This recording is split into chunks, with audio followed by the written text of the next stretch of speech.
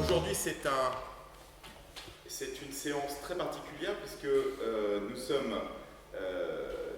invitons aujourd'hui Dominique Levent, qui est directrice du pôle créativité, vision au Technocentre Renault, enfin qui était, mais voilà, qui est toujours finalement aujourd'hui en même temps, puisqu'elle va nous, c'est comme si tu y étais, et oui. tu n'y es plus, mais tu as quand même créé ce Technocentre. Voilà. Tu l'as, c'est ça, tu l'as développé, oui. tu l'as fait se concrétiser à Guyancourt. Et il y a aussi l'idée d'un partenariat avec les mines. C'est ce que j'ai cru comprendre par rapport à ton parcours, c'est que le centre de gestion scientifique des mines est aussi très présent dans ce dispositif. J'ai beaucoup travaillé avec eux. Ouais. Tu as beaucoup travaillé avec eux, voilà. Et donc c'était aussi très intéressant de se rencontrer aujourd'hui avec Dominique Levent, non seulement parce que évidemment c'est toujours le fruit de cette richesse des apports de l'IHEST et donc l'Institut des hautes études pour la science et les technologies, mais c'est aussi l'occasion pour vous de comprendre comment on passe d'une idée de création à une idée de créativité, et comment on passe de la créativité à la création, comment ça se traduit dans le cadre de l'entreprise, du monde de l'entreprise. Ça c'est quand même très très intéressant, ce qui fait que d'un commun accord, on a posé la question suivante, c'est comment finalement peut s'envisager aujourd'hui une conception innovante en entreprise au contact du processus de création.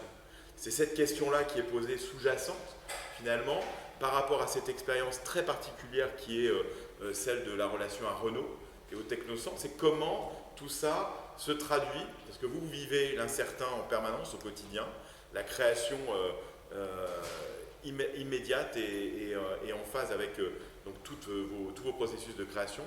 Mais comment tout cela se traduit-il aujourd'hui dans l'entreprise? Alors on a plus ou moins certaines pistes à travers Apple par exemple, là on se rend compte que Apple joue avec et le smartphone.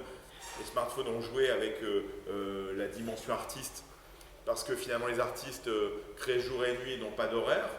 De la même manière que quand vous utilisez aujourd'hui votre smartphone, vous n'avez plus d'horaire pour l'utiliser. Donc vous travaillez en permanence pour Apple ou pour toutes les firmes qui finalement utilisent ces appareils et les vendent, puisque vous leur apportez des informations qui ne sont pas des informations liées à votre réalité, mais qui sont des informations liées à une économie et aussi à une évolution technologique. De la même manière, je pense que ce qui aujourd'hui pourrait vous intéresser dans votre futur professionnel, parce que peut-être certains d'entre vous seront artistes à 100%, mais peut-être d'autres seront artistes à 50-50, ou d'autres même à 20-80. Comment est-ce que cela peut se traduire? Peut-être par votre présence tout simplement dans des structures qui aujourd'hui nécessitent votre finalement regard, votre créativité, peut-être même que vous pourriez devenir, ça c'est aussi une possibilité, mais consultant dans des entreprises à certains moments, parce que vous êtes empreint d'une spécificité que n'ont pas forcément les personnes qui créent aujourd'hui en entreprise. Et donc c'est là où, avec Dominique, on est tombé sur ce parcours, la description de ton parcours, mais aussi peut-être ce qui est sous-jacent, parce que toi-même, tu es sensible à l'art. Oui, on en parlera après. Voilà. Après donc on a 2 heures, c'est ça? Voilà, on a un peu moins de 2 heures. On a 1 heure disons 1 heure, 1 heure et quart, ouais. Et puis ensuite des questions. Et puis nous continuerons comme chaque semaine finalement, par un travail de relation à une artiste qui est une artiste qui travaille justement sur le regard donc, et sur la mémoire, donc qui est Esther Chavengers. Et donc je crois que ça sera l'occasion pour nous de passer de cette description d'un processus à un autre processus, et elle t'expliquera pourquoi cela peut avoir une certaine relation. D'accord.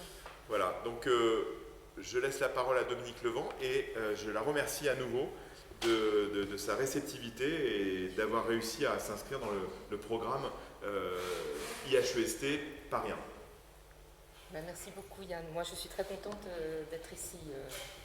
Je suis très impressionnée. Donc, voilà, sachant que j'ai 3 enfants, que ma plus jeune est designer, elle a fait des études de graphiste et ensuite, donc voilà, j'ai du goût pour ça aussi.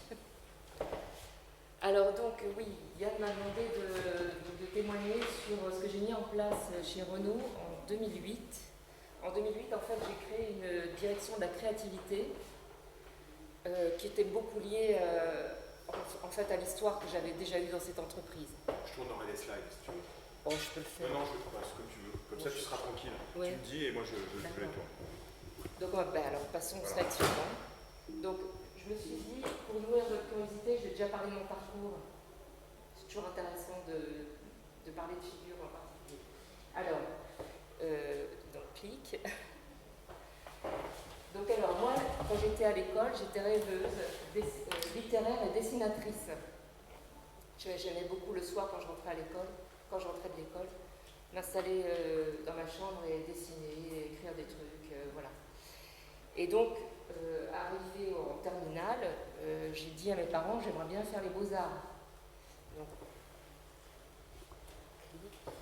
voilà. Et là, nous étions en pleine période de libération de la femme. Et ma maman, qui avait été secrétaire médicale, m'a dit, écoute, si tu fais ça, tu ne vas pas être indépendante financièrement, c'est pas une bonne idée. Donc, du coup, comme j'étais bonne à l'école, c'est ça le problème, c'est quand on est bon à l'école, ben, on est obligé de suivre une voie qui n'est pas forcément celle de nos aspirations, et du coup, je suis partie faire ingénieur. Alors, il y a encore le mot art dedans, mais c'est ingénieur arts et métiers, je ne sais pas si vous connaissez cette école-là. C'est une école vouée beaucoup à la production et à l'ingénierie mécanique, donc rien à voir avec les beaux-arts. Et suite à ça, comme je ne savais pas trop ce que j'allais faire, j'ai fait un DEA de génie mécanique, donc j'ai rempilé en plus sur quelque chose d'assez pointu. De là, je suis rentrée chez Renault, en fait parce qu'à l'époque, je voulais faire de la biomécanique, c'était une science toute naissante. J'avais fait un mémoire avec un chirurgien sur la tenue à la fatigue d'une prothèse de genou. Et j'ai cherché les entreprises qui faisaient de la biomécanique et je suis tombée sur Renault, qui avait un laboratoire d'accidentologie assez performant. Et donc je suis rentrée pour faire une étude sur le choc piéton, donc sur la modélisation d'une tête de piéton impactée par une voiture. Vous voyez un peu le truc un peu gore. Et donc j'ai fait quand même cette année de DEA sur ce sujet-là. Et puis à partir d'un moment, il a fallu commencer à expérimenter sur cadavres. Je suis désolée, mais pour tester les voitures, on les teste avec des cadavres réels. Oui, tout à fait. Depuis longtemps. Hein. C'est comme ça qu'on a réussi à mettre au point les ceintures de sécurité, donc ça a quand même été utile. Mais là, moi, c'était trop pour moi, donc du coup, j'ai pas fait ma thèse et je suis rentrée chez Renault pour travailler sur le confort thermique. C'est beaucoup moins gore, c'est très propre. Et de là, en fait, la direction du produit, qui est le marketing avancé chez Renault, m'a recrutée pour être la première femme chef de produit. Je ne sais pas si vous savez ce que c'est qu'un chef de produit, j'imagine. Un chef de produit, en fait, il va s'occuper de... Donc là, moi, en l'occurrence, je m'occupais de la Clio, la première Clio, et il va faire le cahier des charges de ce véhicule. Le cahier des charges, c'est on décrit, en fait, avec des mots, hein, on peut le décrire aussi avec des photos, le contenu du produit qu'on veut faire concevoir par le bureau d'études. Et on dit pourquoi on veut le faire, pour quel marché, à quel prix, etc. Donc voilà, je suis rentrée chef de produit Clio, et de là, à partir de là, j'ai créé tous mes métiers. Parce que, en fait, je m'ennuie rapidement si je suis sur un métier d'exécution, donc je me suis mise à créer des trucs. Alors, le premier, ça a été prospective prestation, c'est-à-dire de travailler par exemple sur l'évolution du confort dans les voitures. Quand j'ai commencé à travailler sur le sujet, c'était confort était décrit de façon très fruste. Et donc j'ai sophistiqué ce truc. Et puis après, j'ai créé la fonction prospective produit qui n'existait pas. En fait, on renouvelait les véhicules au moment où il fallait les renouveler. Et on ne s'offrait pas le luxe de reprendre la copie à zéro. Et donc, j'ai créé la fonction prospective produit au moment où on a renouvelé la gamme Mégane. Enfin, la gamme, à l'époque, Renault 19, Renault 11, qu'on a remplacé par la gamme Mégane. Et au sein de cette gamme Mégane, mon fait de gloire, on va dire, ça a été le premier Scénic. Alors, je ne sais pas si certains d'entre vous ont roulé dans des Scénic avec leurs parents. Non? Personne?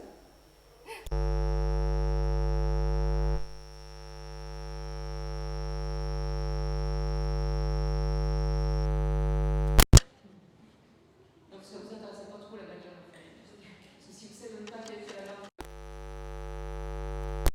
Toyota Yaris, d'accord. Ok. Donc, la première Scénic, vous la voyez quand même, enfin, vous voyez Scénic, ce que c'est. Donc, c'était le premier véhicule familial, en fait, où les enfants avaient des vraies places. Et n'étaient pas considérés comme des bagages, comme des sous-clients, en fait, on va dire. On les traitait avec beaucoup plus de respect. Et puis après aussi la première Kangoo, qui était le premier véhicule utilitaire qui ressemblait à un véhicule particulier. Et de là, je suis partie après au marketing pour créer la fonction prospective sur les services commerciaux. C'était l'époque où on ne faisait finalement que des contrats d'entretien et puis des prêts pour acheter des véhicules. Et en arrivant dans cette nouvelle direction, en fait, j'ai créé un service du véhicule. Contrat d'entretien, maintenance, assurance, etc. La personne n'avait qu'un seul chèque à faire. Donc ça facilitait beaucoup les choses. Le jour où vous aurez acheté une voiture, vous allez voir, c'est quand même pas de la tarte. C'est compliqué. Et puis après, je suis revenue à la direction de la recherche et la direction de l'innovation, où j'ai créé cette fameuse direction de la créativité. Et j'ai rajouté après 2 autres postes, expert leader en innovation, et j'ai dirigé aussi l'Institut de la mobilité durable, qui est un institut que Renault a créé en 2009 pour gérer des thèses sur la mobilité durable dans le monde. Parce qu'on sait bien que si on motorise toute la planète comme on est motorisé nous, on va dans le mur, on collapse la planète. Donc il faut quand même s'occuper de ce qu'il faudra faire pour pouvoir faire de la mobilité respectueuse. Alors, pendant ce temps-là, effectivement, j'ai eu 3 enfants. Donc ça, c'était mon plus beau projet quand même, hein. Je tiens à le dire. Le reste, c'était pour m'occuper intelligemment et ramener des sous à la maison. Mais voilà, mes enfants, c'est mon plus beau projet. Et je suis à la retraite depuis début août. Et parce que je ne sais pas ne rien faire, je me suis formée pour animer des ateliers philo avec les enfants. Et je suis en train d'adapter ce que j'ai appris dans cette technique pour animer aussi des ateliers philo avec les adultes. Et j'avoue que je m'en fais un très très grand plaisir. Atelier philo, ça veut dire animer des discussions à visée philosophique. Je ne suis pas du tout spécialiste en philosophie, mais en animation d'intelligence collective, comme je vais l'expliquer après. Et en fait, tout le monde peut avoir une discussion à visée philosophique pour peu qu'on dise vraiment ce qu'on pense et qu'on écoute bien ce que disent les autres, en fait.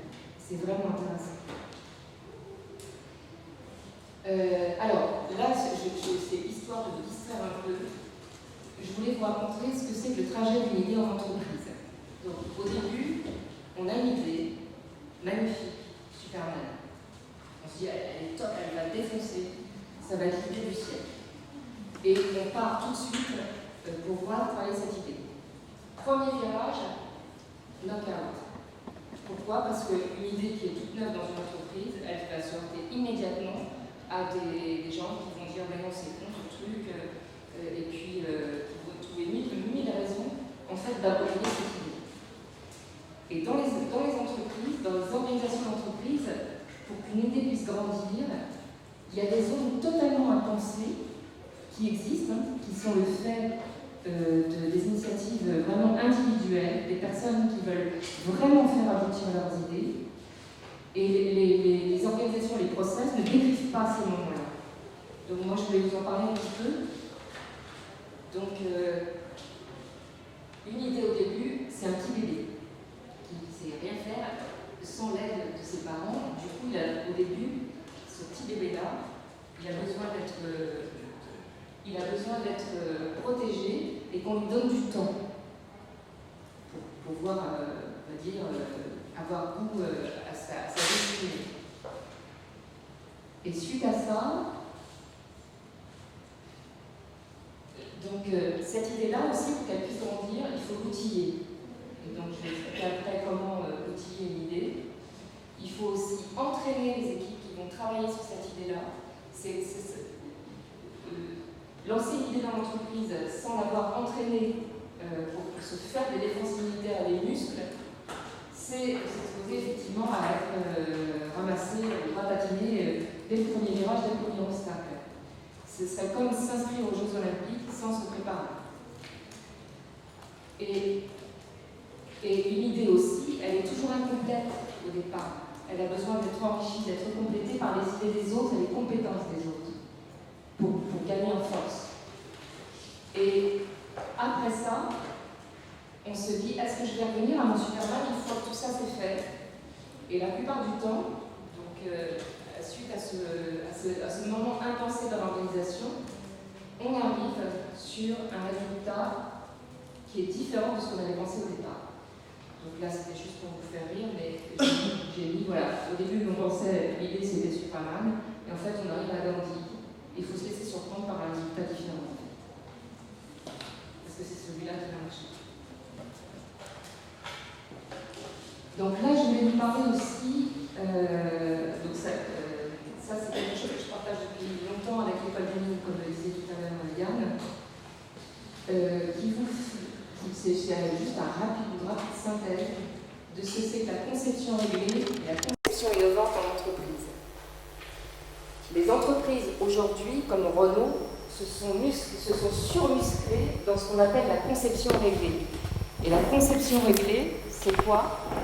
C'est l'art de l'exécution, c'est-à-dire qu'on part d'un cahier des charges, d'un objet qui est déjà décrit, et l'objectif, c'est de l'exécuter, c'est-à-dire de le construire tel qu'il a été décrit, jusqu'à faire exister l'objet. Et donc l'évaluation de la qualité de la conception réglée, c'est la qualité du délai, QCD, c'est qualité, coût, délai, c'est-à-dire qu'on a exécuté l'objet au niveau de qualité, au coût demandé et dans le délai demandé. Donc là, on a bien travaillé. La conception innovante, l'enjeu, c'est le cahier des charges, c'est-à-dire qu'on part dans l'inconnu. Et l'issue de la conception innovante, c'est qu'on est capable d'écrire un cahier des charges précis. Donc c'est tout ce moment, tout ce passage entre l'inconnu et quelque chose qu'on va décrire et qu'on va décider. Et donc c'est très très différent. Et l'évaluation d'une bonne exploration dans ces moments-là, au passage de l'inconnu au cahier des charges, c'est est-ce qu'on a bien regardé toutes les idées possibles, donc la variété, la valeur de ces idées. Est-ce que ces idées sont originales? C'est-à-dire, si je mets ce produit sur les marchés, est-ce qu'il va vraiment apporter quelque chose de nouveau? Est-ce que ça vaut la peine de se décarcasser pour créer cet objet s'il n'amène rien de nouveau? Et est-ce que cette idée-là est robuste? Si vous avez des questions, n'hésitez pas en ce temps, parce que moi j'aime bien interagir. On peut poser des questions. Ouais, s'il y a des trucs que je vois c'est bien. On peut passer au slide suivant alors si vous n'avez pas de questions. Ça vous va là? C'était clair ou pas? Ouais? Ok. Et donc justement, je continue avec ça. Alors ça, c'est un chercheur américain qui a mis au point cette représentation que j'aime beaucoup, avec le signe de l'infini. C'est-à-dire qu'une entreprise, donc c'est la description de ce que c'est qu'une entreprise ambidextre. Ambidextre, capable de travailler de la main gauche et de la main droite. Donc la main gauche, c'est ces fameuses phases d'exploration où l'enjeu est le cahier des charges, et l'exploitation, c'est tous ces moments où on va exécuter. On sait ce qu'on fait, c'est militaire, il faut exécuter le truc correctement. Et ces deux moments-là, dans une entreprise, ne se managent pas du tout de la même façon. Et les entreprises aujourd'hui ont un petit peu de mal, on va dire, à se donner les moyens de bien faire cette phase-là. On sait très bien faire les moments d'exécution avec des activités très militaires. Ici, c'est beaucoup plus difficile. Et c'est ce que j'ai voulu essayer, en fait, j'ai voulu essayer de porter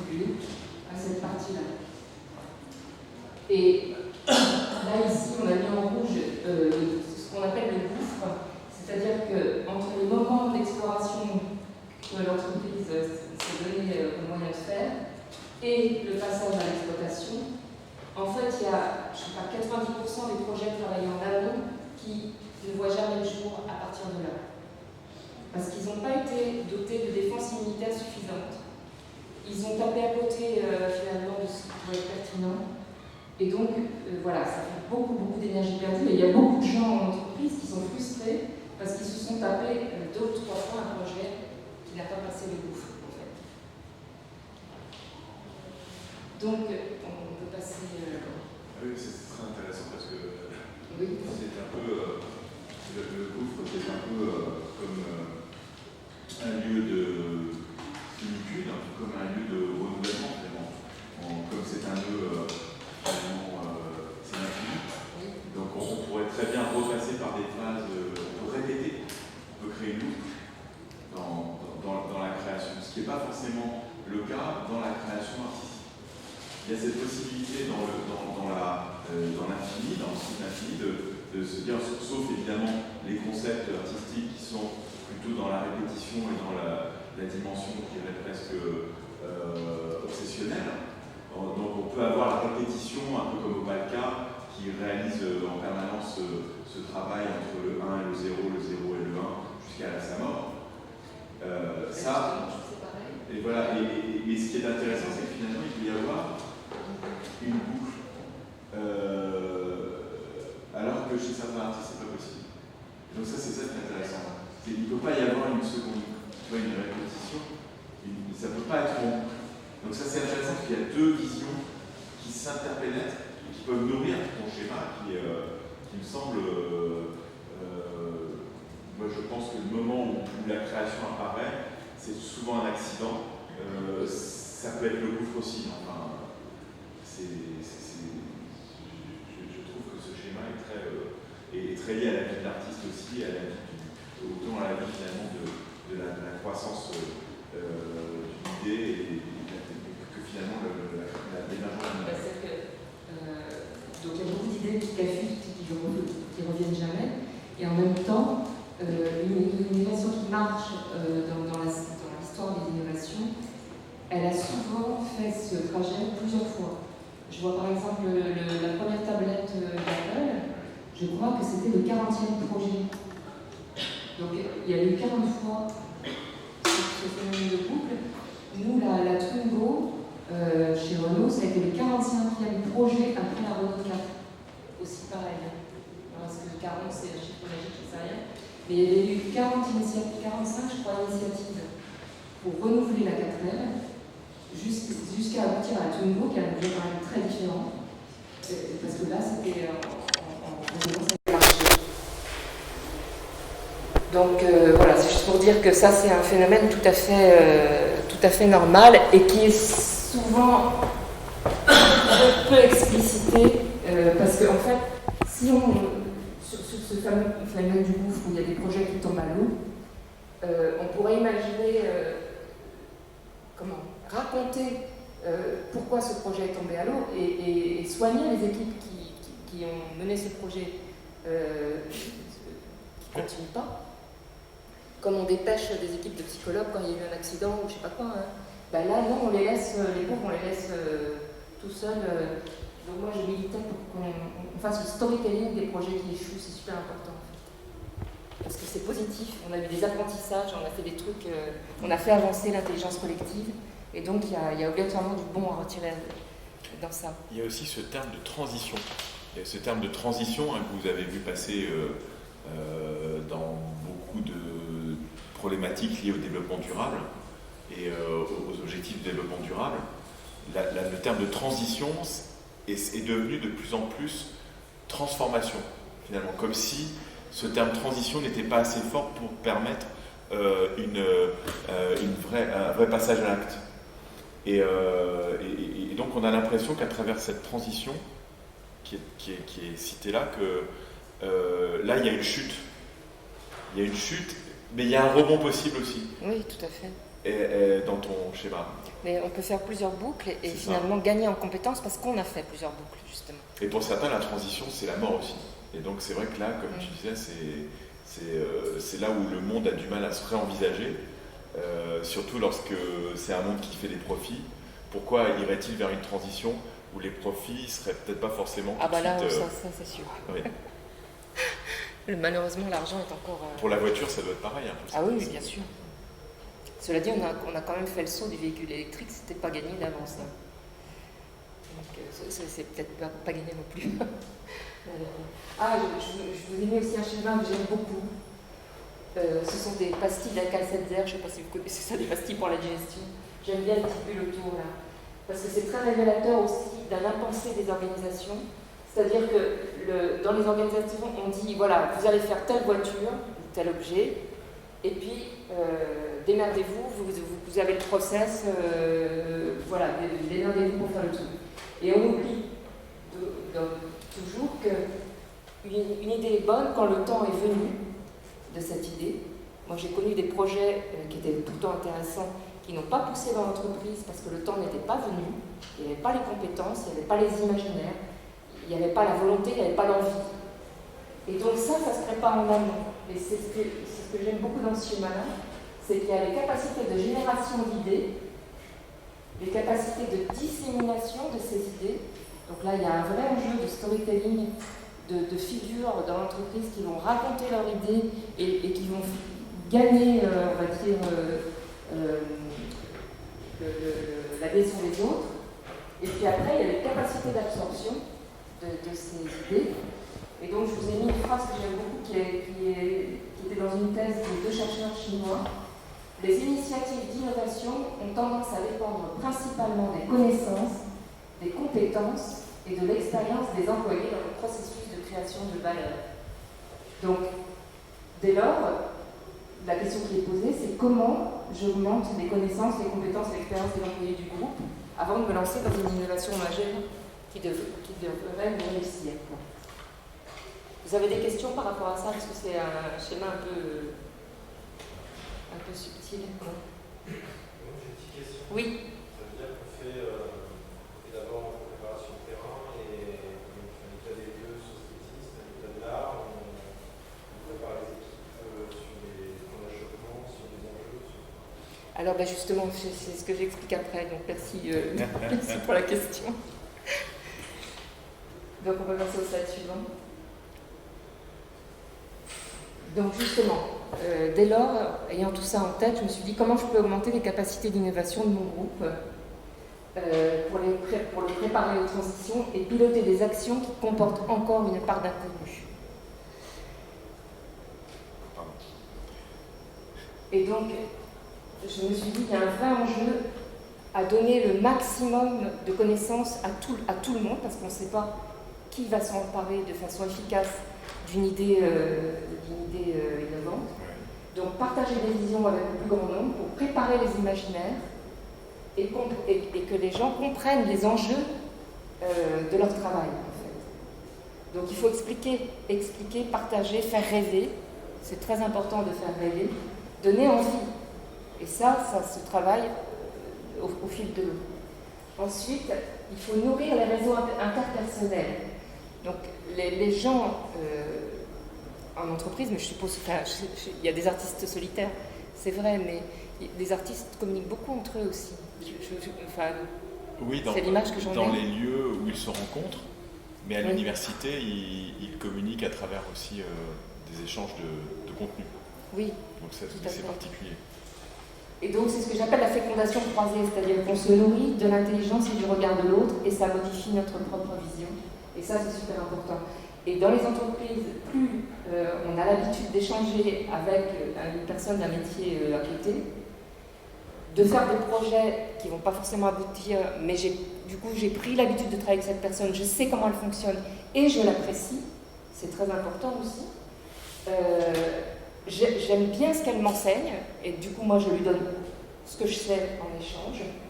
Et donc tout ça procède du développement de l'intelligence collective. On va finalement petit à petit construire une équipe de foot qui est capable de mener de faire un match de façon efficace. Et donc qui permet de renouveler les compétences en continu aussi. Je vais apprendre des autres. Et casser les silos, ça j'imagine que vous savez bien que ça existe dans l'entreprise, c'est-à-dire que les départements sont en compétition les uns avec les autres, et généralement ils n'aiment pas, c'est humain, ils n'aiment pas collaborer. C'est pour ça que moi j'ai essayé de pousser pour pousser l'entreprise des projets transversaux, pas forcément des projets qui vont aboutir, mais qui permettent de casser les silos et d'apprendre à travailler avec les autres. Et ça, il faut le faire en continu, tout le temps, tout le temps. Et ensuite, donc débloquer le potentiel créatif, donc ça je vais revenir un petit peu après, et tester pour apprendre, c'est-à-dire que on a l'illusion en entreprise qu'on va décider, on va dire voilà, vous allez faire l'objet X et vous allez y arriver. Et ben non, on n'y arrive pas toujours, et c'est très important de se donner les moyens de ne pas réussir, mais du coup d'apprendre, de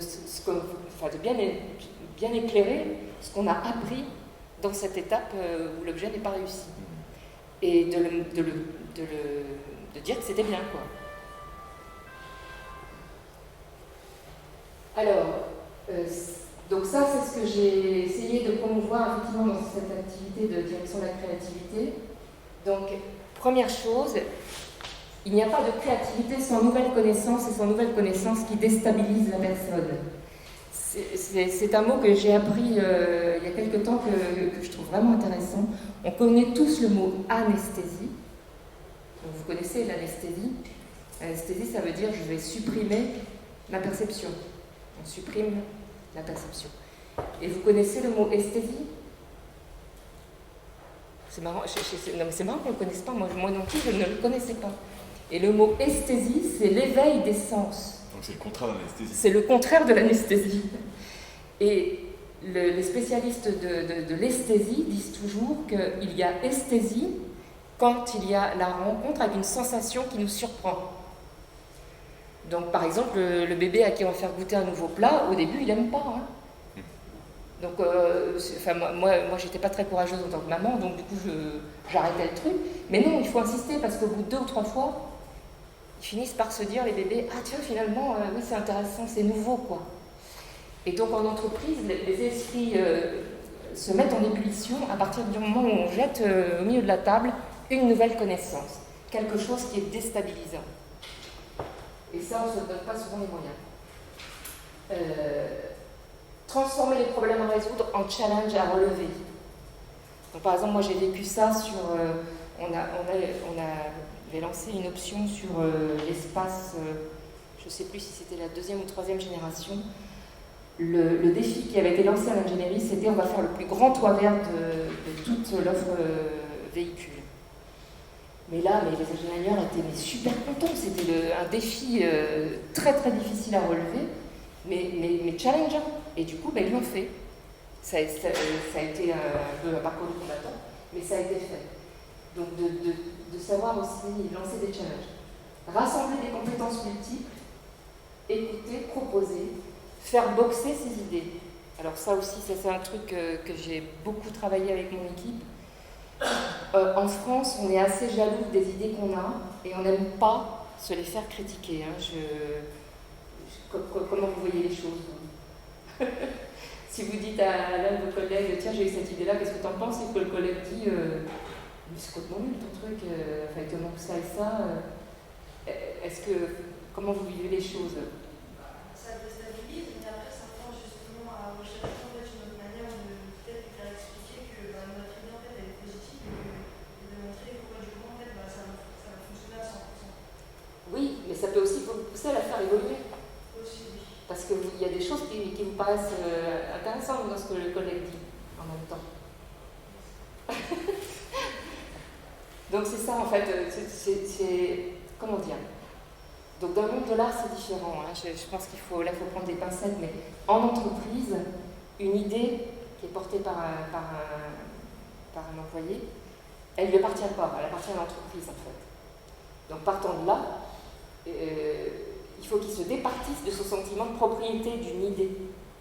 En fait, son idée c'est un petit bébé, comme je l'ai dit tout à l'heure, et elle va gagner en maturité, en force de rayonnement, si elle s'enrichit du regard des autres.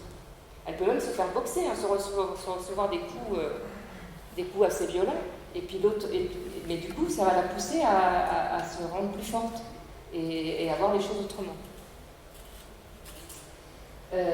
s'enthousiasmer facilement, donc oui, garder du plaisir, ça c'est toujours c'est pas la partie la plus facile, et avoir plaisir à douter, c'est-à-dire qu'effectivement, j'ai une idée, bon, l'autre m'a dit quelque chose qui est différent, ah oui, il faut peut-être que je vois les choses autrement.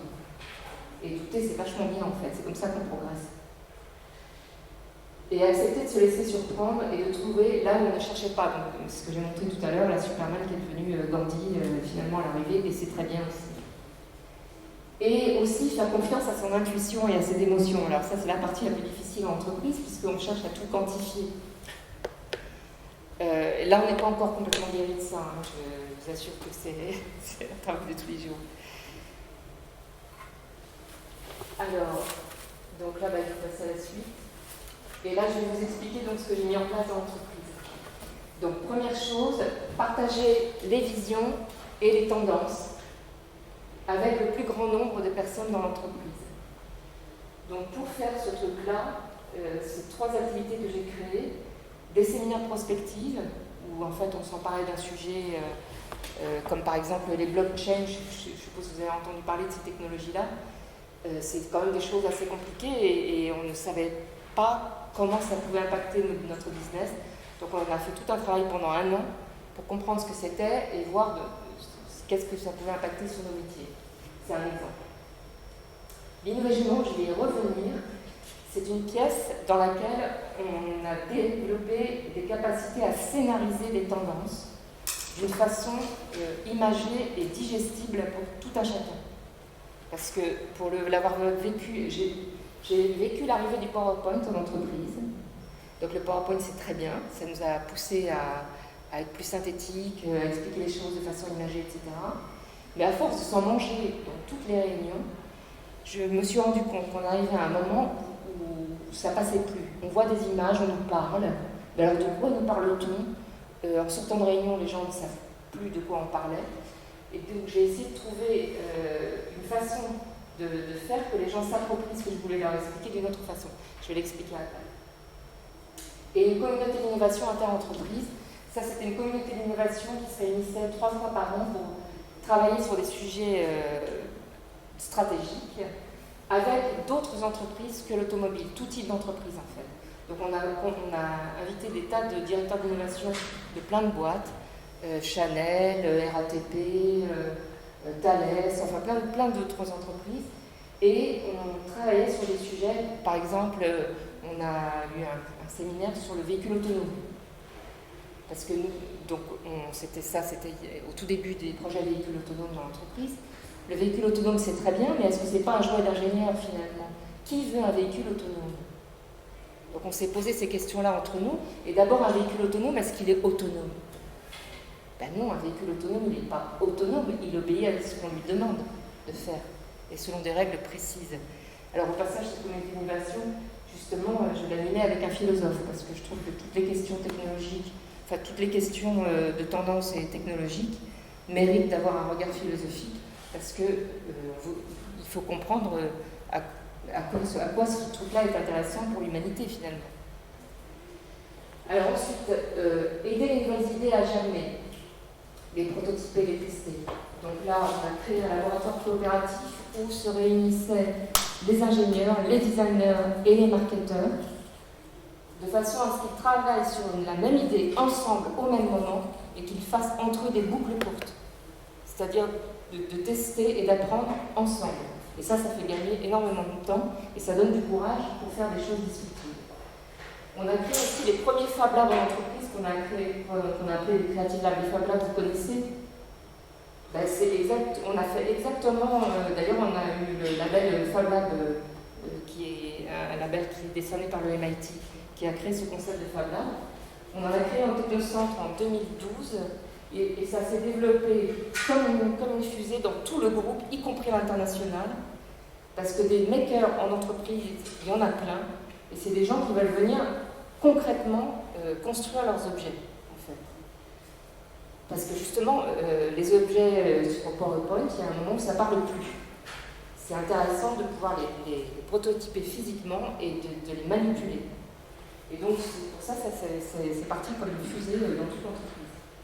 Et puis l'intrapreneuriat aussi, qui est de favoriser un employé à une idée.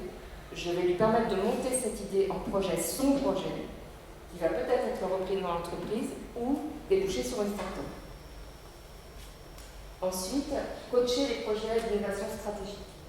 Donc, un chef de projet d'innovation dans l'entreprise, quand on le nomme, on a en tête la représentation du héros idéal, genre les aventuriers de l'âge perdu. Vous connaissez ce film, c'est pas de notre époque? Harrison Ford, les aventuriers de l'âge perdu. Voilà, le gars, il va dans la jungle, il a un couteau, il sait tout faire, il va y arriver, quoi. Plus ça va être compliqué, enfin, il va y arriver. Ben, en entreprise, c'est super compliqué. Le pauvre chef de produit, le chef de projet innovation qui est nommé, il est vraiment dans cette situation. Il est dans la jungle avec son coucou et il faut qu'il se démerde. Et s'il n'a pas vécu des projets qui sont proches de celui qu'il doit faire, il est vraiment démuni. Et donc moi, dans mon équipe, j'avais 4 coachs de projet qui ont été formés à tous les outils de la conception innovante qui existent. C'est-à-dire que chaque année, quand il y en a de nouveaux qui arrivent, ils vont se former à ce type d'outils pour accompagner les projets d'innovation. Donc il y a tout un tas de choses qui a été construit avec l'école des mines, mais il y a Lean Startup, Design Thinking.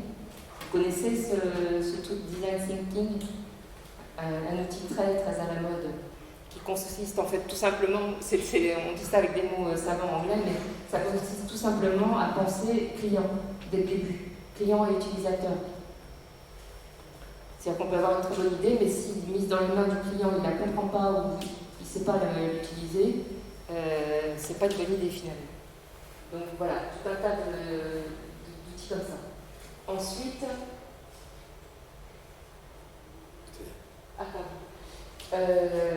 oui, augmenter la créativité et les compétences d'innovation.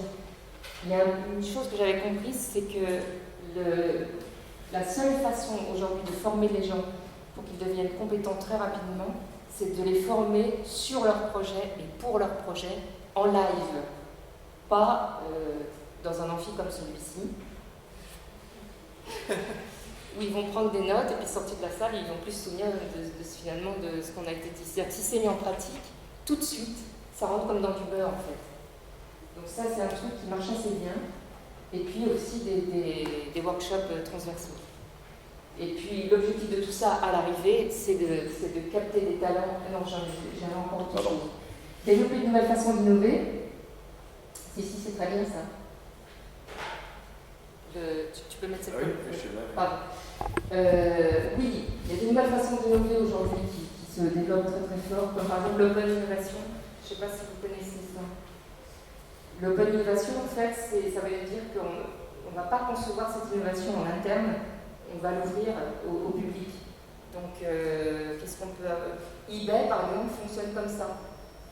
Il y a des tas de développeurs qui travaillent pour eBay de leur propre initiative.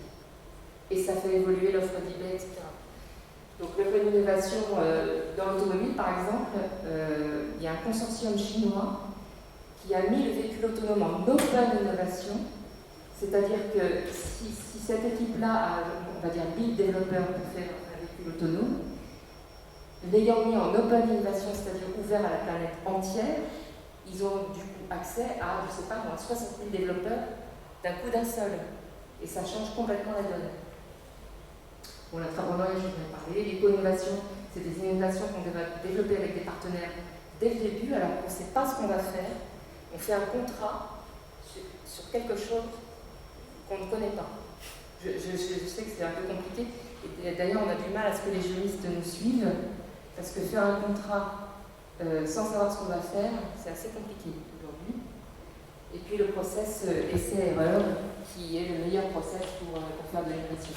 Et enfin, tout ça nous conduit, on le voit, à attirer des talents, parce qu'aujourd'hui, on a un turnover dans les entreprises qui est énorme. Les jeunes talentueux qui rentrent dans une entreprise, même dès leur première année, qu'on ne va pas écouter et qu'on ne va pas non plus aider pour faire augmenter leurs compétences, au bout de 2 ans, ils s'en vont. Donc ça veut dire qu'il faut les emmener en permanence et les faire participer à l'effort d'innovation de l'entreprise, dès le début.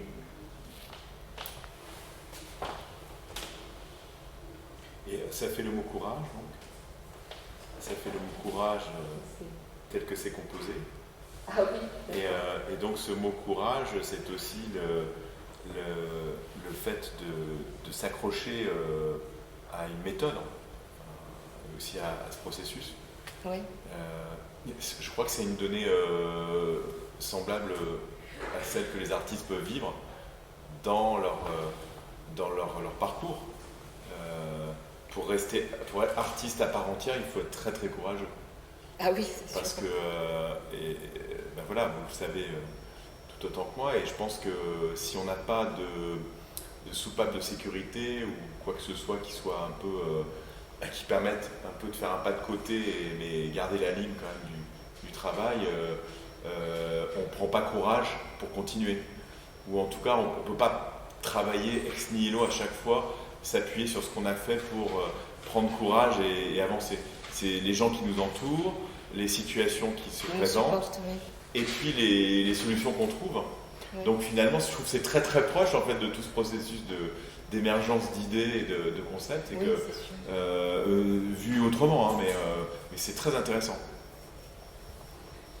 Merci.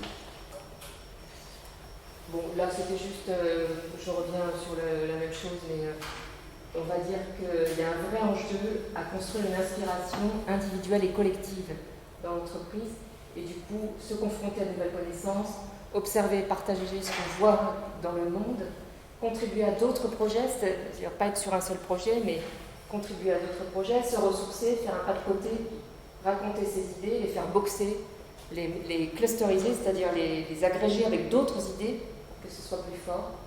Et puis très vite réaliser et tester son idée, la tester par rapport à des clients potentiels, et augmenter la valeur de son idée en acceptant de faire pivoter son idée. C'est un mot qui est utilisé dans les incubateurs de start-up. Il faut qu'il pivote en fait. Une start-up qui n'a pas fait pivoter son idée, elle est généralement boulée dès le premier virage. Donc il faut expliquer comment elle a pivoté, etc. Donc pivoter, ça veut dire, voilà, j'avais cette idée-là au départ, on m'a expliqué ça, ça et ça, du coup j'ai transformé mon idée comme ça. Voilà.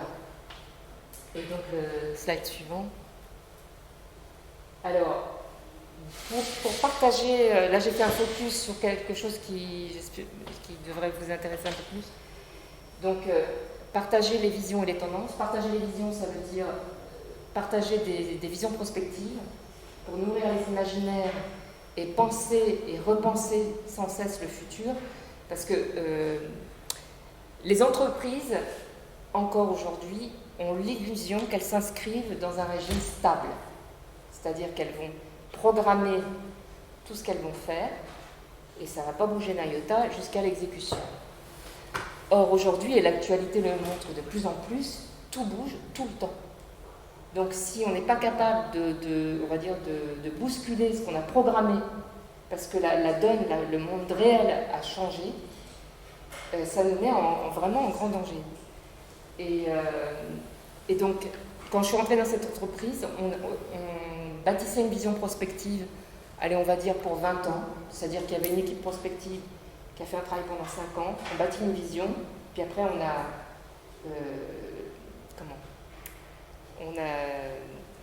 dissous cette équipe, parce qu'on s'est dit, voilà, on a une vision prospective pour 20 ans, c'est impeccable. Là, sauf que le monde a tellement changé en 20 ans que voilà, il faut recommencer toujours. Et en fait, penser le futur, ça ne veut pas dire qu'on va penser quelque chose qui va arriver. C'est pas ça l'enjeu, en fait. C'est ce qui fait que les gens se trompent souvent. Penser le futur, en fait, c'est nourrir ses imaginaires. Et puis finir par se dire, c'est plutôt un monde comme ça que je voudrais. Parce que le futur, c'est pas une fatalité non plus. On y contribue aussi beaucoup. Et là, ce scénario-là qu'on nous promet, j'en ai pas envie finalement. Je vais tout faire pour que ça n'arrive pas. Voilà ce à quoi penser le futur peut servir. Et donc en 2009, j'ai fait un travail prospectif qui est encore valable en fait. Alors, là par contre, oui, s'il est encore là, parce que je l'avais basé uniquement sur les calculs de CO2, parce que c'était suite aux accords de Kyoto où on disait que, il fallait pas plus de CO2 pour que la planète soit, que le CO2 soit équivalent aux années 90, enfin quelque chose comme ça. Et donc moi j'avais fait un calcul qui menait au fait que chaque habitant de la planète ne devait pas envoyer plus de 3 tonnes de CO2 dans l'atmosphère par an. Vous faites un aller-retour Paris-San Francisco, en revenant vous n'avez plus le droit de respirer, hein, c'est terminé. Vous voyez un peu l'enjeu du truc. Et donc du coup j'avais fait des scénarios. Donc, le scénario vert foncé, c'était si on s'inscrivait dans pour respecter nos engagements des accords de Kyoto, et donc ça nous poussait à faire des innovations hyper disruptives, de plus voir la mobilité du tout comme on l'a fait jusqu'alors. Un scénario vert clair, ça c'est ce que font à peu près tous les pays développés.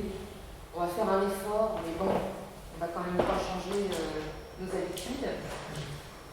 Le scénario rose, ça c'est, on va dire, c'est ce que promeuvent des acteurs comme les GAFA par exemple.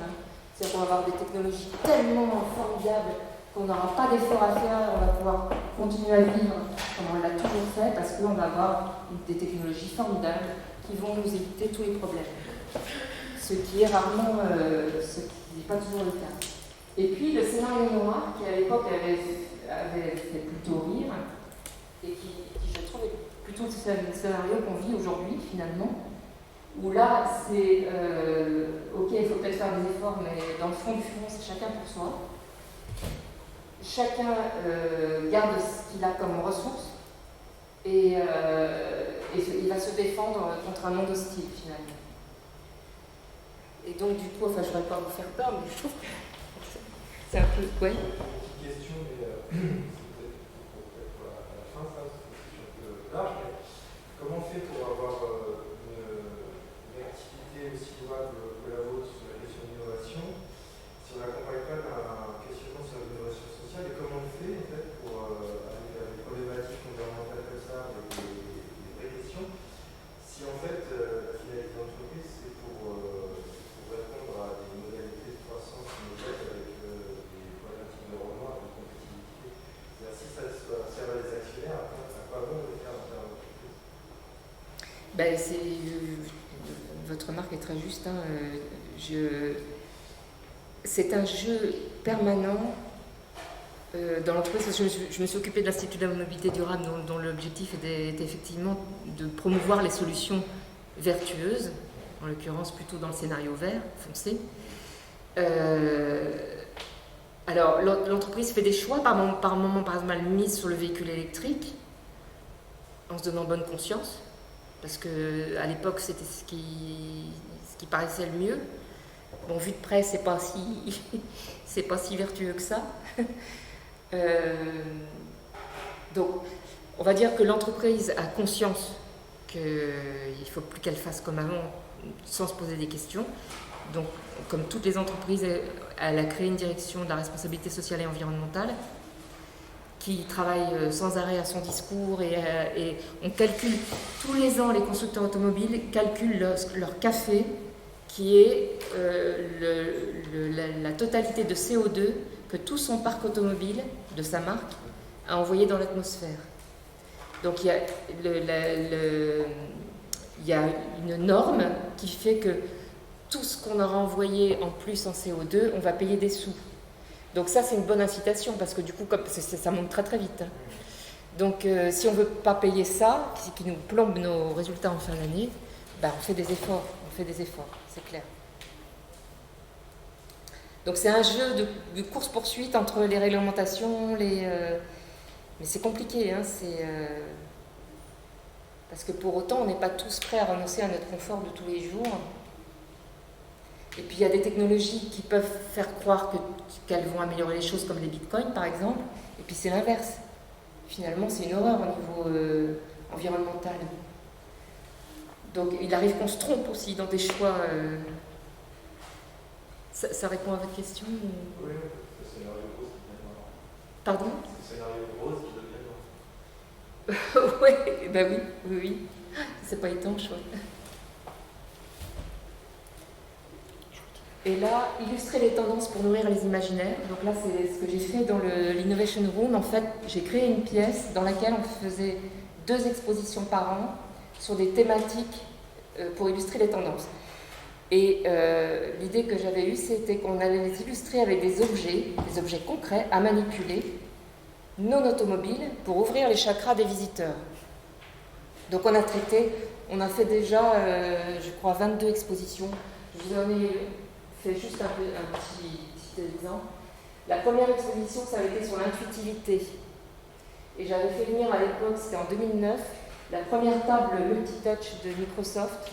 Ça, c'est une table, à l'époque, elle valait $13 000, hein. C'était quand même vachement cher. On l'a fait venir des États-Unis.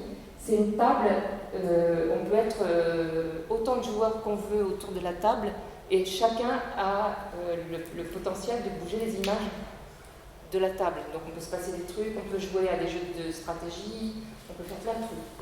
Et cet objet a fait basculer les décisions d'entreprise, parce qu'à l'époque, on se disait il n'y aura jamais d'écran tactile dans les voitures, les écrans tactiles c'est dangereux, ce qui est vrai.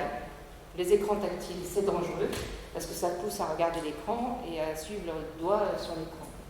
Mais ce que je voulais avec ça, c'était faire comprendre que si on n'avait pas d'écran tactile dans les voitures, comme tous les objets seraient tactiles, on serait hors marché. Et finalement, ça a marché. On a changé notre façon de faire. Un autre sujet, on avait travaillé aussi sur le santé bien-être, et à l'époque, c'était le début des montres connectées là, pour se monitorer. Combien de pas j'ai fait par jour, est-ce que mon cœur bat bien, est-ce que je dors bien, etc. Je ne sais pas si vous en avez, vous qui a une montre comme ça? Non? Parce que alors là, chez Renault, il y en avait plein. Hein. C'était afficher ton truc. Et donc, tout ça nous a mené à penser que dans la voiture aussi, il devait y avoir des systèmes pour monitorer sa santé. Et d'ailleurs, ça commence. Hein. Ensuite, cette exposition-là, je l'ai adorée, c'était sur le biomimétisme. En fait, on s'aperçoit depuis quelques années qu'il y a une envolée exponentielle des brevets qui sont inspirés du biomimétisme. Vous connaissez le biomimétisme? On va avoir une séance dessus avec d'accord. Christelle Roger. D'accord. Moi, je trouve que c'est passionnant comme truc. On avait mis un claim au devant de l'expo, la nature a 4 milliards d'années d'avance sur l'humanité, donc respect, elle a déjà tout inventé.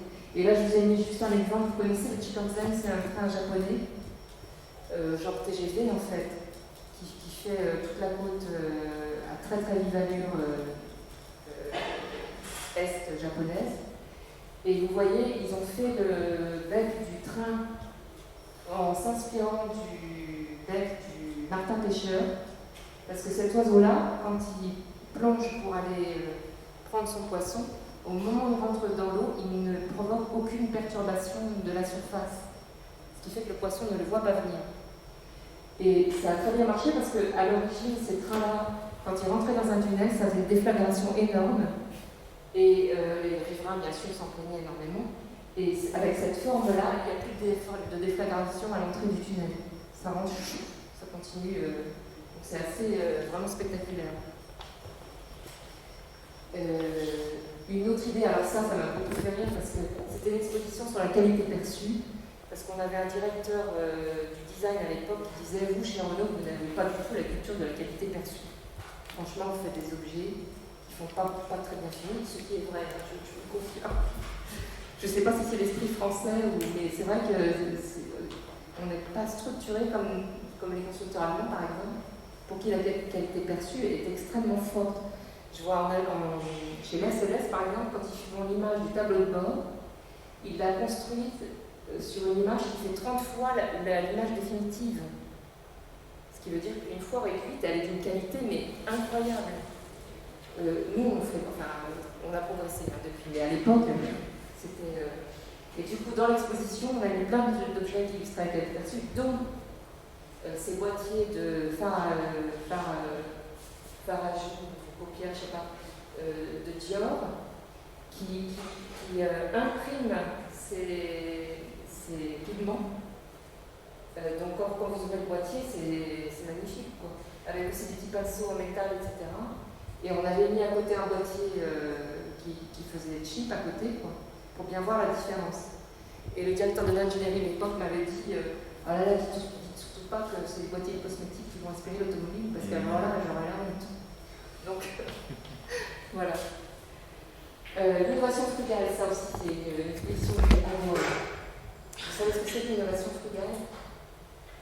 Donc, en fait, c'est innover avec les moyens du bord et avec le minimum de complexité et de matière impliquée. Il y a un pape de l'innovation frugale, si c'est un sujet qui vous intéresse, qui s'appelle Nadir Adjou, qui s'est beaucoup inspiré de ce qui se fait en Inde, évidemment, hein, puisque donc le Jugaad, c'est le mot qui veut dire système D en indien. Et donc il a ramené des tas d'idées d'innovation qui sont faites en Inde et qui sont vraiment formidables et qui aident les gens. Et là, je vous ai donné une illustration qu'on avait d'ailleurs scénarisée dans la pièce. C'était d'avoir une idée pour mettre de la lumière dans les bidonvilles.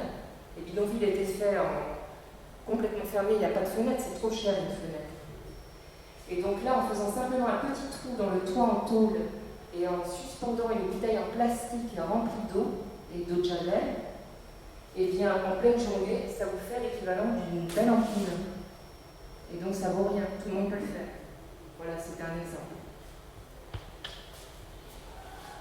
Voilà, je vous ai mis ces exemples-là. Et là, il y a gamification aussi. Il y en avait d'autres. Gamification. Ah oui, la gamification. Ah oui, bah ça c'était important aussi de mettre à l'époque parce que les ingénieurs automobiles, c'est des gens sérieux. On n'est pas là pour s'amuser, vous imaginez bien. Et donc on a fait une exposition, on s'est beaucoup amusé avec ça, avec tous les objets qui sont aujourd'hui gamifiés. Hein. On avait entre autres mis la Kinect 6 joueurs qui permettait de jouer au foot à 6 joueurs. Et là on avait un monde fou dans l'exposition.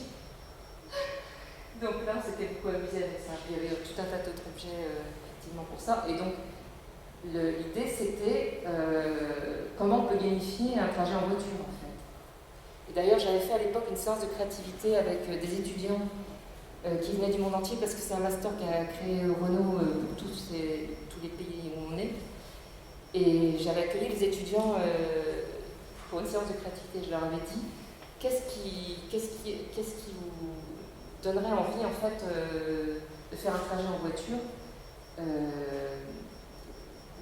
qui accroîtrait votre plaisir. Ils avaient dit à l'époque de faire un trajet Facebook. Alors c'était il y a quelque temps déjà, depuis Salam et tout ça. Mais l'idée c'était de jouer que le trafic soit, que chaque voiture soit comme une personne sur les réseaux sociaux et une autre personne, et qu'on communique ensemble, que les voitures ensemble communiquent façon réseau social en fait. Donc c'est pour ça que j'avais eu cette idée d'expo sur la gamification.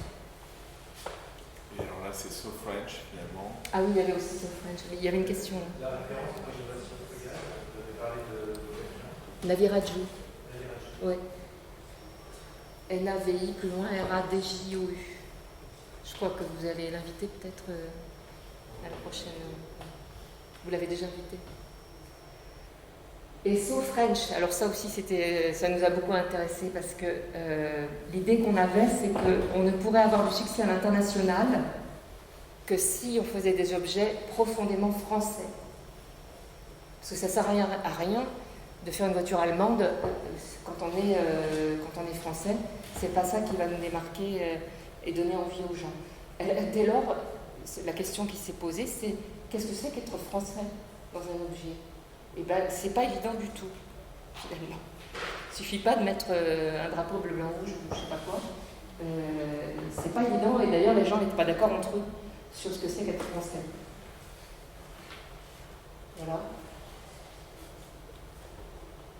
Ah, la génération Z aussi. Ah oui, ça c'était une dernière exposition sur la génération Z. Alors là aussi, on a eu beaucoup de succès avec cette exposition-là, parce que la plupart des employés du groupe avaient des enfants de la génération Z. Vous êtes peut-être de la génération Z? C'est ça, hein? La génération Z, ils sont nés entre... Est-ce que c'est marqué là? Ils sont nés en 95, entre 95 et 2000. Vous dites? Il me semble que ça commence en 96. Oui. Donc vous êtes bien de la génération Z. Vous n'êtes pas de la génération alpha qui suit, non? Donc, essayez de mieux comprendre à travers cette exposition les objets qu'utilise cette génération-là, comment ils les utilisent, etc. Ça a passionné tout le monde en fait, parce qu'il faut que ça impacte les objets automobiles aussi. Voilà. Bon, suite à ça, j'ai créé effectivement un domaine d'expertise sur les figures d'innovation en entreprise que j'ai exposé de cette façon-là, c'est-à-dire comment utiliser l'intelligence collective, comment utiliser les explorations pour faire avancer la connaissance et avancer les compétences, et quels outils et méthodes pour supporter les projets d'innovation. Et je crois que j'ai mis juste après, mais je ne vais pas vous commenter parce que c'est cool. Tu peux appuyer sur les 3 qui suivent. Voilà ce que j'ai fait. Ça va peut-être être un peu trop long. Non? Sur l'intelligence collective, quand même, c'est intéressant si on. C'est-à-dire qu'on a eu plusieurs conférences sur ces questions-là, l'intelligence collective, et des œuvres aujourd'hui s'inscrivent, des œuvres contributives s'inscrivent justement dans une réflexion entre la relation d'un milieu à l'autre. Donc on a des œuvres, par exemple, comme celle de Philippe Mérès, donc, qui a créé La Table. La Table, c'est une œuvre qui vous permet donc de vous retrouver dans un endroit donné et vous allez poser une question qui pose problème à la collectivité. Et cette question, vous n'allez pas pouvoir trouver de réponse sans échanger les uns avec les autres, mais sur un canal unique. Chacun a un casque, il y a un petit curseur, un DJ un peu qui est Philippe Mérès, et il touche les curseurs et il va vous mettre en relation avec quelqu'un d'autre toutes les 5 minutes. Et donc pendant 5 minutes, vous parlez avec quelqu'un, vous échangez le problème qui est posé au début. C'est par une collectivité, une association, une entreprise, quoi que ce soit. Et puis à la fin, on a un panel de réponses et d'échanges qui ont finalement créé une sorte de livre c'est un problème blanc. Problème dating. Oui, c'est ça, oui, c'est une sorte de problème dating accéléré. Ah, c'est chouette. Et à la fin de la journée, normalement, on a une sorte de manifeste qui répond aux questions. Et donc ça fait partie, c'est une expérience parmi d'autres, de l'interrelation entre un milieu de travail et une proposition artistique. Mm-hmm. Mais ça a nécessité la création d'outils, de méthodes, c'est exactement la même chose. Et auparavant, il y a eu une exploration dynamique de l'entreprise et des structures pour pouvoir aboutir à cette forme, qui est une table assez étonnante, hein, qui est une sorte de table conceptuelle avec des câbles partout et des casques partout. Enfin, c'est assez étonnant. Super. Alors, Et alors, donc, est-ce qu'on a le temps? Parce que du coup, j'ai voulu vous illustrer comment est né le premier scénique. On a un quart d'heure. Donc on va voir si Internet marche. Ah. Alors, c'était bien avant que je crée la direction de la créativité, mais on va dire que si j'ai créé la direction de la créativité, c'est que j'ai toujours fonctionné comme ça. Et c'est ce que j'ai voulu vous illustrer avec la création de scénique, premier scénique. Donc on peut passer au slide suivant. Alors, je vous ai mis une timeline. Donc, qu'est-ce que moi j'ai observé en amont et qui m'a donné l'idée du scénique? Donc, on peut appuyer sur. Alors, je suis remontée loin, hein, vous me direz. En 1959, l'ONU a déclaré les droits de l'enfant. Je ne sais pas si vous vous représentez, vous êtes né dans un monde où les enfants ont gagné leur place, on va dire. Mais à l'après-guerre, c'était vraiment pas gagné, on va dire. Les enfants comme les femmes, hein, on va dire, c'était pas... Et donc les droits de l'enfant, c'était vraiment novateur pour l'époque. Et moi j'ai pris ça comme un signal. Ah, les droits de l'enfant. Jusque-là, les enfants, ils étaient sur la banquette arrière, assis plus bas que les places avant, avec un confort pas terrible. Et il n'y avait pas de ceinture de sécurité non plus, hein, puisque ça s'est fait... je ne sais plus en quelle année on a imposer les ceintures de sécurité, mais ça doit être dans les années 70. Moi, quand j'étais petite, on était debout derrière mes parents dans la voiture, tranquille. Je sais pas si toi aussi, mais quand j'y pense, c'est complètement dingue, quoi. Alors, on continue. Je crois même que les premières voitures où on avait les ceintures de sécurité, il y en avait à l'avant et il n'y en avait pas à l'arrière. C'est encore pire. Donc, en 79, donc 20 ans plus tard, l'année internationale de l'enfance qui est créée par le Bureau international catholique de l'enfance.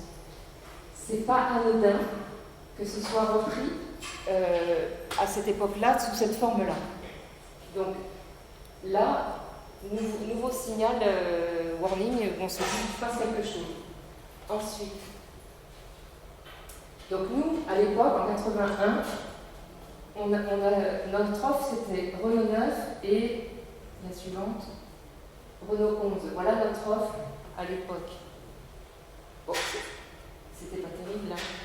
Je sais pas ce que vous en pensez, mais bon, on avait face à nous les véhicules allemands. Donc on faisait un peu de chic quand même. Et surtout, ça apportait pas quelque chose de très intéressant. Et on se trouvait confronté à ce moment-là à une descente en gamme justement des constructeurs allemands. Mercedes, BMW, etc. commençaient à vouloir s'attaquer au marché plus bas que le haut de gamme, donc le milieu, c'est ce qu'on appelle le milieu de gamme, parce qu'à l'époque on était encore dans la motorisation des ménages, la double motorisation même. Il y avait de plus en plus 2 voitures par foyer, et puis on était toujours effectivement dans la montée de la consommation des ménages. Ça a changé depuis, mais là c'était ça. Et en 84, on sort l'espace. Donc, représentez-vous, le véhicule espace est lancé dans la gamme au milieu des véhicules haut de gamme et ça ressemble à une camionnette. Donc, c'était pas gagné. Hein. Et d'ailleurs, ça a mis du temps à démarrer. Je crois que la première année, c'était 50 véhicules jour pour arriver 2 ou 3 ans après à 500-600 véhicules jour. Et au début, c'était un véhicule qui n'était pas du tout pensé pour les familles. Or, dès le départ, il y a des familles qui s'en sont emparées. Donc, en 89, vient le temps de renouveler la R9, R11. Moi, j'étais à la direction du produit à l'époque, donc première femme chef de produit. Je vois cette gamme vieillissante qui est attaquée par les spécialistes, donc nos volumes baissent, nos prix de vente aussi, puisqu'on ne faisait pas face, et je vois le succès de l'espace. Donc je me dis, la suivante. Ah oui, il y avait génial. Il y avait aussi un début de paupérisation des classes moyennes. C'est-à-dire que la plupart des classes moyennes, familles avec jeunes enfants, etc., rêvaient de l'espace, mais ne pouvaient pas se le payer. Et il y avait une croissance avec une motorisation technologique. Et du coup, voilà, ça a conduit à imaginer le scénic, compte tenu de tous ces éléments.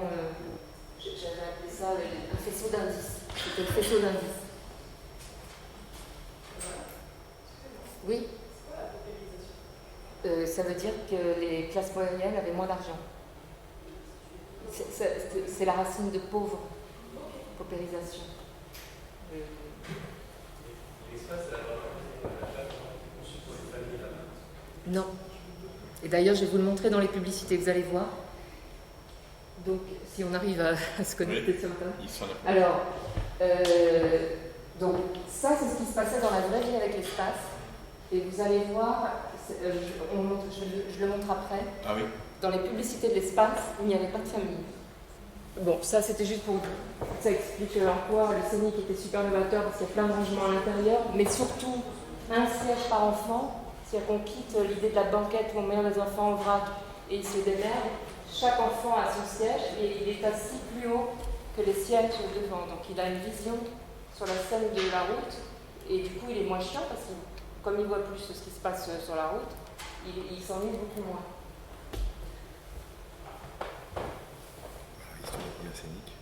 Ouais, vas-y.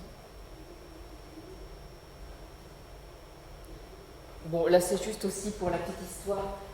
Quand j'ai imaginer le scénic, moi j'ai demandé à ce qu'on en produise 800 par jour. Parce qu'on doit aussi dire, quand on est chef de produit, on doit dire combien de véhicules on espère faire. Donc j'en demande 800 par jour. Le commerce me répond non. 800 par jour, c'est trop novateur. 400 par jour. Et en fait, dès la première année, on est passé à 1200 jours, puis à 1600 jours. Donc, c'était pas gagné.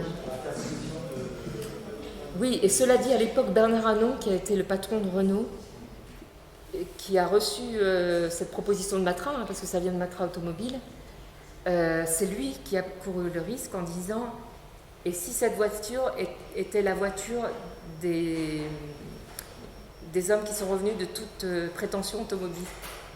Je trouve que c'était quand même vachement... C'était visionnaire pour l'époque. Ouais. Bon, après, alors, on va pas vous les montrer, c'est trop compliqué, mais je vous ai mis des pubs dans le temps sur le Scénic qui montrent que Scénic a cherché à chaque fois à épouser en fait les tendances. Donc, la première, 97, c'est un papa qui vient chercher son enfant à l'école. Il faut savoir que ça date de cette époque-là. Hein. Aujourd'hui, on voit plein de papas chercher leurs enfants à l'école. En 97, c'était nouveau. On ne voyait pas beaucoup d'hommes pousser une poussette dans la rue. Hein. Donc là, c'est un monsieur qui va chercher son fils à l'école et qui du coup séduit toutes les mamans. Parce que, waouh, ce mec-là, il est super, il vient chercher son fils à l'école. Donc celle-là, c'est ça. Celle-ci, c'était... Je me souviens plus ce que c'était celle-là. Ah oui, celle-là, c'était sur les familles recomposées. Donc un couple qui va chercher 3 enfants qui ne sont pas issus des mêmes parents. Et puis la dernière, c'est des familles LGBT. Donc voilà, c'était juste pour vous montrer l'évolution des mœurs. Voilà, je voulais terminer par ça. En tout cas, c'est intéressant parce qu'il y a un parallélisme aussi à faire avec le monde de l'art, c'est qu'aujourd'hui, il y a aussi dans le monde de l'art, il y a une prospection vers des innovations et on réfléchit autrement les images, on réfléchit également autrement les contextes et avec justement tu parlais de LGBT à la fin, avec cette mutation de la société actuelle, on pense aussi différemment les images qui sont montrées dans les expositions et donc tout ça s'interpénètre. Il y a une logique de réflexion que vous pouvez avoir vous sur la prospective qui est déjà également inscrite dans la logique de ce que l'artiste modélise. Mais d'ailleurs, moi je suis persuadée que l'art est en avant. L'art anticipe en fait les tendances. C'est l'art qui commence en fait à ouvrir des voies. Moi je vois ça comme ça. Absolument. Et alors je pense que des étudiants vont sûrement intervenir sur ces questions-là, mais je suis convaincu qu'il y a des idées qui sont, qui sont dans l'air. Oui. Et que à certains moments vous avez une bonne idée, vous avez quelque chose que vous prenez avec vous, par devers vous, et puis vous allez le lâcher parce que vous n'arrivez pas finalement à le faire, à la concrétiser, à la magnétiser avec votre propre travail. Et puis tout d'un coup, vous voyez cette idée réapparaître à un autre moment, mais peut-être le lendemain ou dans le cadre d'une exposition 3 mois plus tard.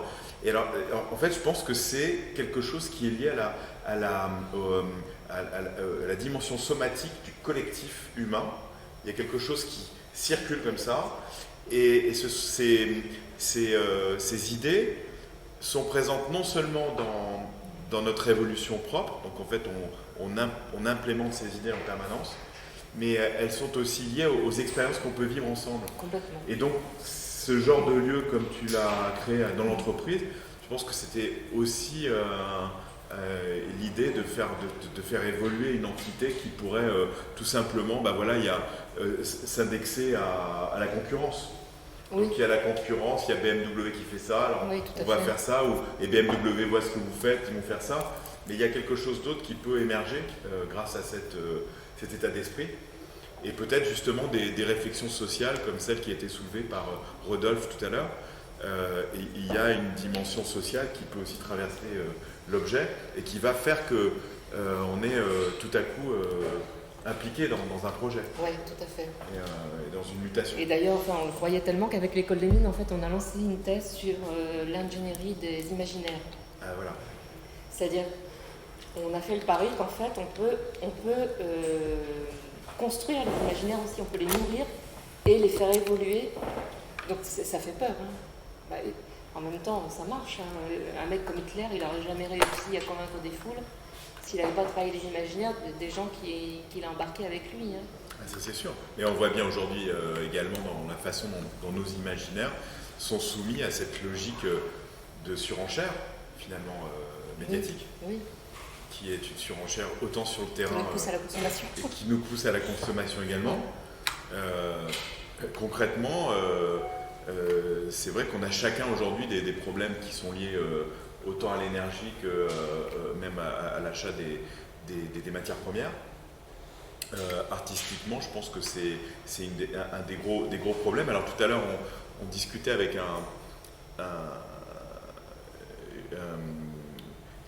quelqu'un qui finalement me conseillait sur les tonalités de couleurs picturales.